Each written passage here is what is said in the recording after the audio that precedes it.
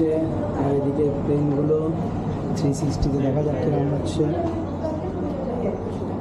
আমরা এবার first সিটেই chance পেয়েছি, আর ক্যামেরাটা দেখার জন্য এয়ার হোস্টেজ কেমন উকি মারছে।